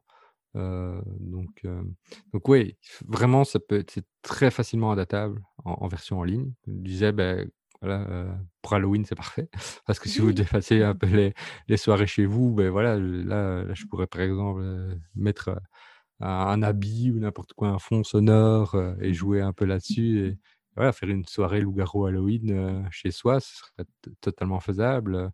Comme je disais, Mmh. ben DC Comics l'a fait puisqu'il l'a fait en ligne où chaque acteur était chez soi et donc c'est vraiment pour dire que c'est faisable, totalement, en fait. Donc voilà, si vous cherchez à faire des soirées jeux loup-garou en ligne, voilà, je vous conseille Discord parce que, voilà, ça permet de gérer beaucoup de potentialités que seul le maître du jeu peut voir, en fait. Genre mettre Mmh. les rôles vite fait, OK, ces personnes-là sont loups-garous, donc je leur donne accès au chat, spécial sans que les autres le voient. Donc c'est ça qui est intéressant, en fait. Donc ouais, je recommande, chaudement de l'utiliser en ligne, en fait, là, en les temps qui courent et Ouais. parce que c'est, voilà, c'est accessible, très accessible, quoi. Donc Effectivement, mmh. puis tu sais, si je peux faire un peu un lien, c'est pas loup-garou, mais tu sais le fameux jeu vidéo, Among Us, j'ai de la Ah oui, misère j'ai de la le misère à le gros truc du prononcer. moment, ouais. Ah ah! Bon ben, bref, j'y joue. Je suis Mmh, embarquée dans le troupeau. Mais exemple, l'organisateur qui organise dans le fond les soirées de jeu, ben, ça prend quand même un certain nombre de joueurs aussi pour que ce soit mmh, le fun, une bonne dizaine. Ben, avec Discord, il a justement créé un système avec un petit peu de programmation, là, par contre, là, puis un petit mmh, peu de gestion. Mais il a créé un système justement qui fait en sorte que qu'on peut communiquer ensemble, puis que quand le jeu commence, tous nos micros se ferment, puis que quand on meurt, ben, nos micros sont actifs durant le jeu, mais mmh, pendant les périodes de vote, nos micros sont inactifs. En tout cas, mmh, il y a comme un système qui se met en place. Puis une fois que le modèle est programmé, ben ça, dès qu'on s'ajoute, ça se fait mmh, bien. C'est les premières parties qui sont plus difficiles, mais après ça, ouais. ça va. Oui, voilà, c'est vrai que si on veut une adaptation virtuelle et de la mécanique, c'est vrai qu'Among Us est très bien pour ça, quoi.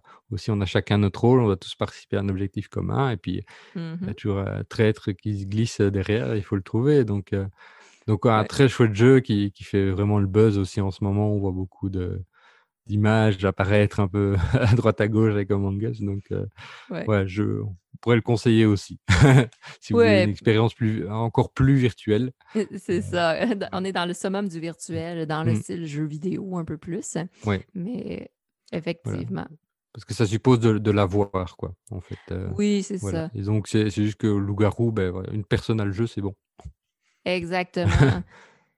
Puis ouais, Ouais. ouais, exactement. Mmh, OK. Puis, peut-être pour finir dans mes mmh, questions, est-ce que tu penses que c'est un jeu bon, dans le contexte actuel, c'est un peu plus difficile, mmh, mais tu sais, peut-être à Noël, si on n'est plus dans le confinement, mmh. mais est-ce que tu penses que c'est un jeu qui s'adapte assez bien à l'ambiance un peu plus familiale? Tu sais, autant aux jeunes enfants qu'aux parents, qu'aux Mmh. grands-parents? Effectivement, je pense que c'est un jeu de manière générale, voilà, si on met de côté le plan, social, je veux dire, juste voilà, la famille pourrait très bien y jouer. Ça, c'est sûr, seulement, voilà, comme je disais, c'est les enfants ont une aptitude quasiment naturelle à ça aussi, qui après, ben, voilà, deviennent des adultes. Donc ça peut se perdre un peu plus à l'âge adulte pour ceux qui n'auraient pas gardé leur âme d'enfant. Mais, mais voilà, du coup, il y a pas trop d'asymétrie entre les personnes qui jouent. Donc, potentiellement un enfant de 10 ans pourrait avoir autant de chance que le grand-parent. Mmh. Parce que voilà, il faut jouer ce côté rôle, donc c'est vraiment sur les attitudes de la personne et on pourrait penser que, genre, plus jeune est la personne, plus voilà, ses traits sont tellement gros qu'elle pourra leur être difficile. Donc il faut quand même voilà, respecter que c'est à partir de 10 ans, en tout cas, hem, pour jouer à ce jeu, quoi. Mais les Mmh. gens ont potentiellement les mêmes chances, peu importe l'âge, comme je disais, l'expérience du jeu. Donc, Ouais, ouais, c'est vrai. après, sur la mécanique même du jeu, effectivement, là, on rentre quelque chose, à la limite de la thérapie familiale où, chaque, voilà, personne de la famille pourrait, jouer un rôle, de quelqu'un d'autre de la famille pour justement voir, comment, l'autre est perçu et de jouer là-dessus pour, voilà, s'il y a c'est vraiment des conflits au sein de la famille ou des Mmh. choses comme ça. Ça p Voilà, ça pourrait être intéressant de l'utiliser sur ce côté-là, sur le plan famille, s'il y a des problèmes, en tout cas sur le plan, voilà, intervention sociale, ça pourrait vraiment être adapté. Après, on peut très bien simplement le faire sur le plan purement ludique. Peut-être pas un loup-garou parce qu'il faut être minimum 8 et donc famille à 8, ça c'est déjà beaucoup.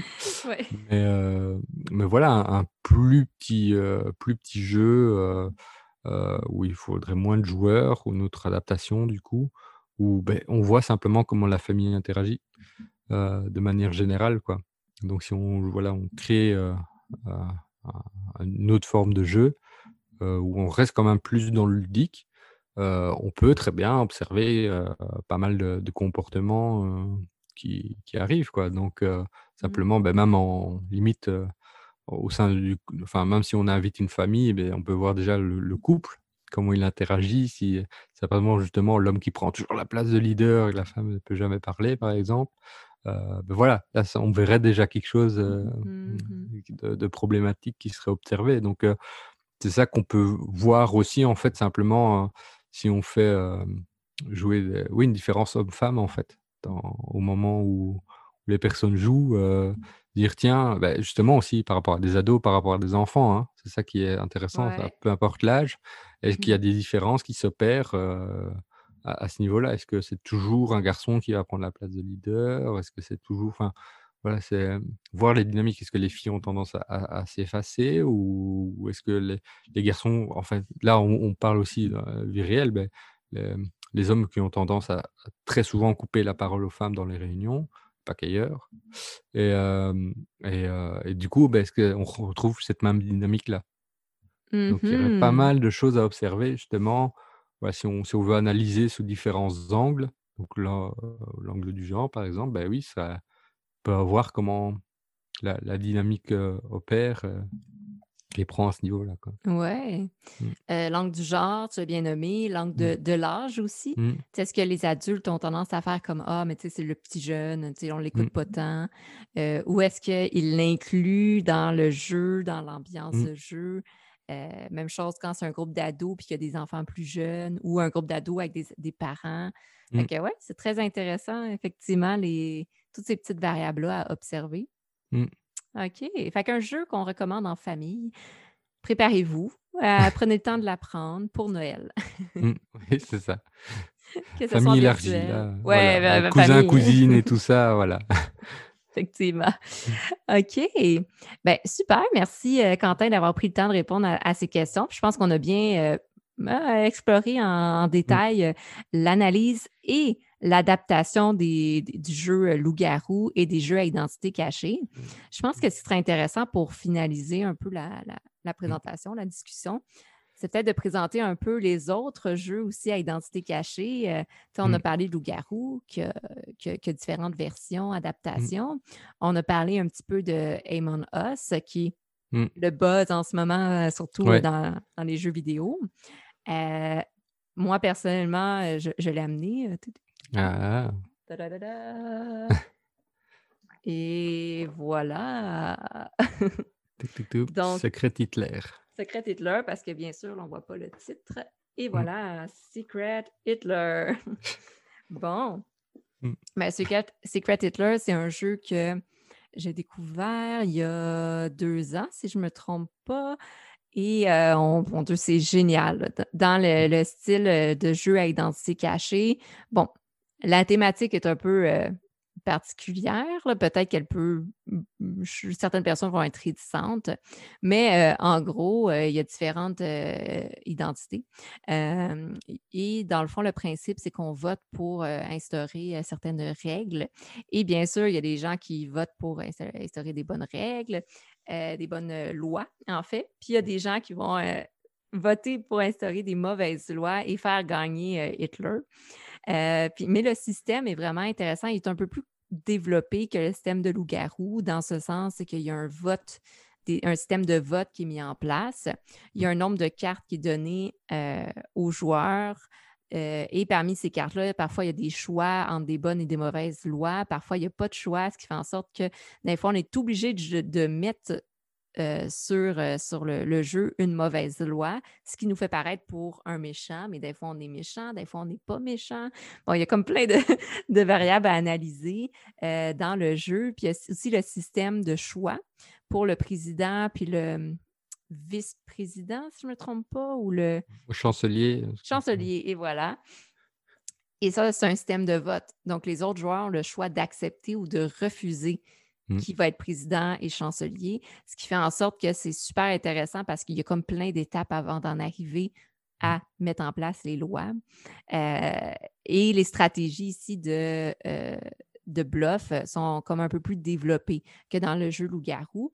Par contre, c'est un jeu à identité cachée qui est super intéressant, qui se joue bien, un peu moins. Je pense que je me souviens plus, c'est combien? C'est entre 5 et 10 joueurs. Donc, on peut jouer à 5, ce qui est un peu plus Mmh. raisonnable peut-être pour des familles ou des groupes Mmh. d'amis, euh, qui est 17 ans et plus parce qu'il y a une thématique un peu plus sérieuse. Mmh. Mais ça reste que c'est un jeu que vraiment je vous invite dans les styles jeux entre amis ou entre familles, un peu moins avec des jeunes enfants, mais un très bon jeu à identité cachée. Mmh. Ouais, je suis totalement d'accord avec toi, c'est vraiment un très chouette jeu. Voilà, pourrait rediscuter de sa thématique effectivement. Donc voilà, d'office, ça nécessite un public averti, donc effectivement, je le laisserai à un public adulte, c'est Ouais. beaucoup mieux.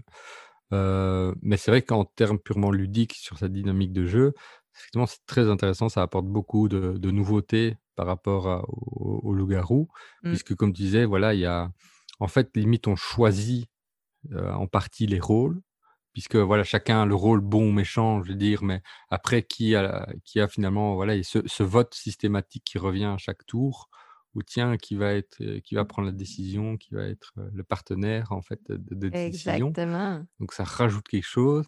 Il y a ce côté effectivement où là, il faut décider, voilà, il faut voter, et le fait qu'il y ait un plateau, je crois que ça va jusqu'à 5 ou 6, je sais plus exactement, mais donc il faut au moins avoir 5 ou 6 lois votées dans son propre camp pour gagner, quoi. Ouais, ouais, Donc exactement. ça, voilà, c'est quand même un bon équilibrage du jeu.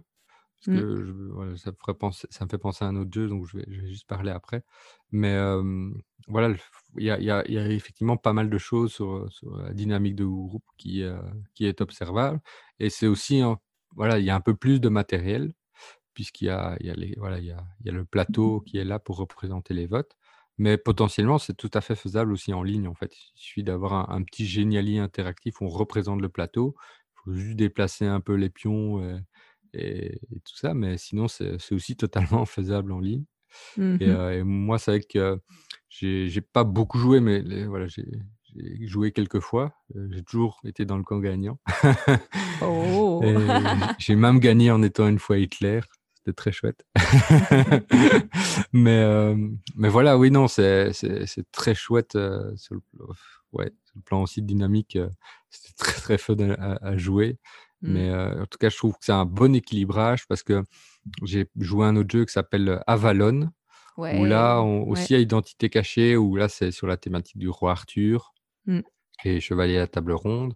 Et là, ce qui me posait problème, c'est que c'était, aussi une table de 5, mais c'était une table un plateau pour, voilà, de 5, mais qui n'allait, c'était pas par camp. Tandis que Mmh. Secret Hitler, c'est par camp. Tu as les 5 lois qui doivent être votées du camp du bien ou cinq lois qui doivent être Ouais. votées du camp du mal. Ici, le problème à Valon, voilà, c'est le même parcours pour tout le monde, et du coup, c'est très court. Et donc ça laisse finalement peu de marge. En fait, ça limite, c'est presque facile c'est presque asymétrique parce que c'est plus facile, j'ai l'impression, de gagner en étant dans le camp du bien.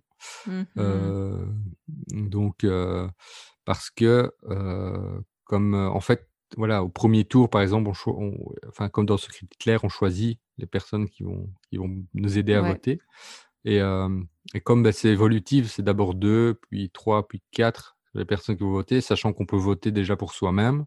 Mhm. Beh, en général, le premier tour est très rapidement gagnant, pour le camp du bien parce que si on se prend soi et qu'on prend une autre personne et qu'il y a déjà un jeton mauvais qui ressort, heu, ouais, C'est un peu louche, oui. ça va être louche et donc une des 2 va voilà, soit ça va être clair pour nous parce que si on est le camp du bien et l'autre, mal, bah, d'office, on sait que c'est l'autre et on va dire: «Beh, voilà, on va l'éjecter du jeu», donc ça élimine déjà un personnage quasiment. Et Mhm. donc voilà, c'est ça qui est un peu dommage en fait, c'est soit on identifie d'office un personnage, soit on l'identifie pas, mais du coup ça fait d'office une loi votée et donc on va avoir tendance du coup à reprendre les mêmes personnes parce qu'il y aura Exactement. moins de doutes et donc c'est pour ça que je trouve, ouais, il y a un problème d'équilibrage sur Avalon, mais c'est aussi un jeu très correct, Je trouve que Avalon, mmh, c'est un bon jeu d'introduction, mmh, au jeu à identité cachée parce que c'est pas trop stratégique, puis mmh, la thématique est très légère, là, les chevaliers à table ronde, qui fait mmh, partie de l'équipe, qui fait pas partie. Tandis que, mmh, tu sais, des fois, ça peut être mieux adapté ou plus socialement accepté que mmh, Secret Hitler, thématique mmh, d'Hitler, ou Loup-garou, est-ce qu'on se fait dévorer par des loups? mmh, Donc, des fois, ça peut être un peu mieux adapté si des mmh, gens sont un peu sensibles à la thématique, puis veulent mmh, un petit jeu léger.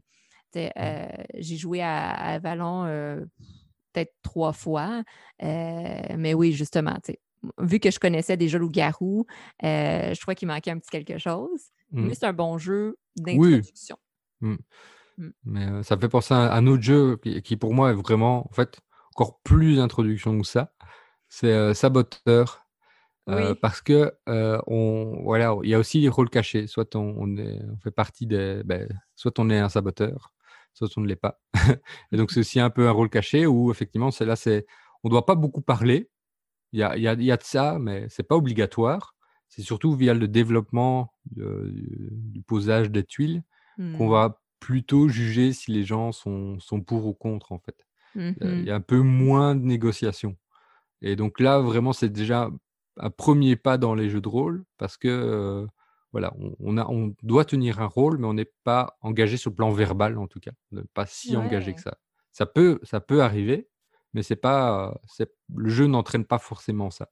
C'est la dynamique de groupe qui va elle-même l'imposer. Tandis que les autres jeux imposent ça, ce côté où il faut négocier. Donc si vraiment on veut commencer de la base, avec un premier rôle, je conseillerais aussi Saboteur qui, bah, du Ah. coup, s'adapte aussi à un très grand groupe, hein. Ah oui, Donc c'est ça qui est ça joue chouette. bien avec des enfants, là, Saboteur, Ouais. c'est cute, là. Ouais, c'est ça, mais plus difficilement en ligne, ça, c'est sûr. Parce qu'il Ouais, faut au moins le matériel. ouais, ouais. Donc Donc, Saboteur, mmh, Avalon, mmh, Loup-garou, mmh. et Secret Hitler pour, Ouais, un sujet un peu plus mature. voilà, c'est ça. Super! Mmh. Heu, je sais pas pour toi, mais je pense qu'on peut, finaliser là-dessus. Qu'est-ce que tu en Mmh. penses? Ouais, parce il y avait beaucoup, beaucoup de choses à dire, sur les loups-garous et cette mécanique de jeu Heu, particulière, donc effectivement, c'est un sujet voilà. qui est passionnant. Je suis sûre qu'on pourrait en parler encore très Mmh. longtemps. Ouais. On va finaliser là-dessus. Donc, Mmh. c'est sûr, je pense que sur un mot un peu de la fin, on peut vous inviter, si jamais vous avez jamais essayé Loup-garou, Mmh. à l'essayer en ligne en ce moment, puis éventuellement en personne. C'est super le fun.